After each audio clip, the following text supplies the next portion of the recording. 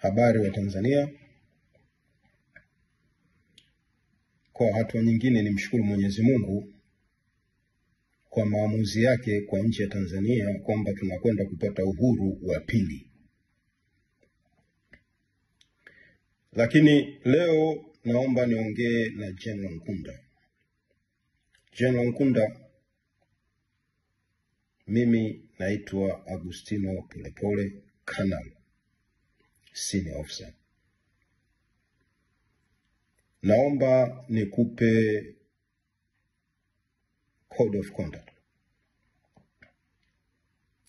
Kwa hatua iliyofikia, kabla haijawa mbaya, General Nkunda, una nafasi ya kuzuia hali isiwe mbaya zaidi. Kuna mambo mawili ya kufanya, kama sio matatu. La kwanza, ongea na mkurugenzi wa usalama wa taifa,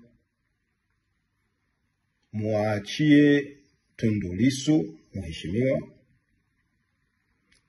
Mheshimiwa John Heche, Mheshimiwa Humphrey Polepole balozi, na wengine wote mliowashikilia au walioshikiliwa na polisi Tanzania kwa kushirikiana na usalama wa taifa.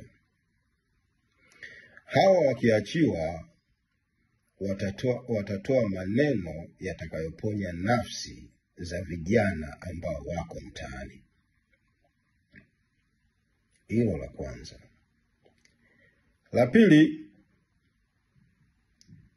Afande General Nkunda, wahuni wamepanic. Ukiwa entertain, it will cost you, brother. It will cost you, brother, in the name of Almighty Jesus Christ. It will cost you. Cha kufanya, chukua nchi kwa muda mfupi sana. Tafuteni wazee wenye hekima na busara ambao wamekaa kimya muda wote. Nitakupa mfano wa Jaji Warioba. Mtangazeni rais wa mpito, awaletea Tanzania katiba, itaendelea kuponya nafsi za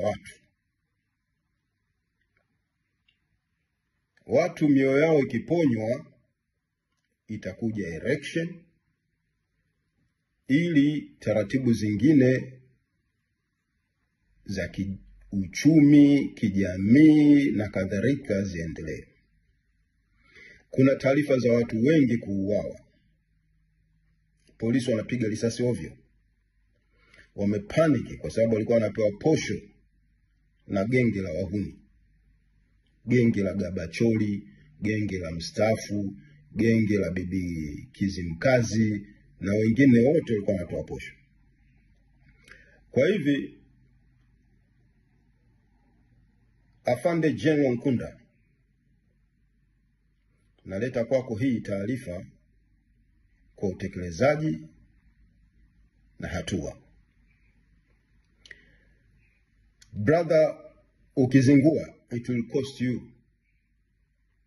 Tunamsoma Mangungu Msovelo tofauti sana. Jina lako na familia yako isitajwe kama Mangungu. Epuka hili. Mungu katika jina la Yesu Kristo wa Nazareth aliye hai akupe ufahamu ukatekeleze haya. Mungu ibariki Tanzania.